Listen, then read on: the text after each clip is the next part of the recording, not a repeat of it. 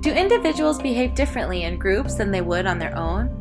How do group dynamics affect our decision-making skills? You'll learn about the benefits and potential pitfalls that can come from belonging to a group. Social psychology is the science of group behavior, which considers the way other people influence our conduct. How do groups affect behavior, and what are our roles in these groups? First, let's examine how group dynamics affect productivity. Have you ever noticed that an audience can increase your performance? Fear of evaluation and comparison with others in the group can be motivating.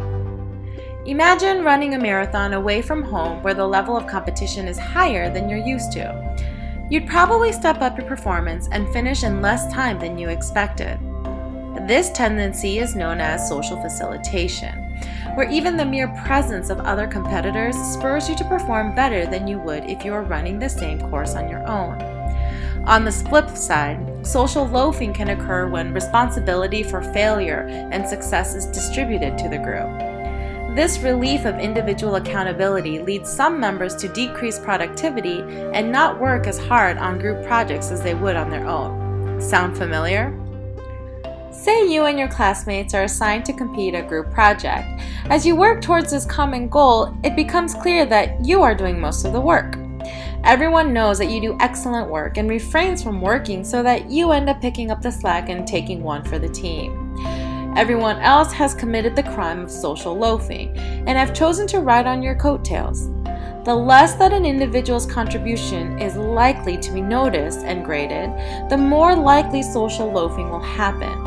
On the other hand, social loafing occurs with less regularity when the assigned task captures the imagination and interest of the participants. This should not be surprising since there is an ingrained movement to excel when taking part in a task that is interesting. Social psychologist Robert Zients explained social facilitation and social loafing as two different reactions to group influence as variation in an individual's response to physiological arousal. Zients' drive theory states that if a task is easy and you already perform it well, the presence of others will tend to boost your performance. However, if a task is difficult and challenges your abilities, it's more likely that the presence of group competition will lead to social loafing. When it comes time for the group to determine a plan of action, how do group dynamics affect the decision-making process? Group polarization happens when a dominant view crystallizes as a result of a group discussion. Your attitudes are not only made stronger by group consensus, but also by the legitimacy that group support brings. If the group agrees to a risky proposition, the backing of the group may lead to an even riskier decision. Groupthink is a tendency for a cohesive group to move toward consensus and conformity, rather than what may be the best plan of action.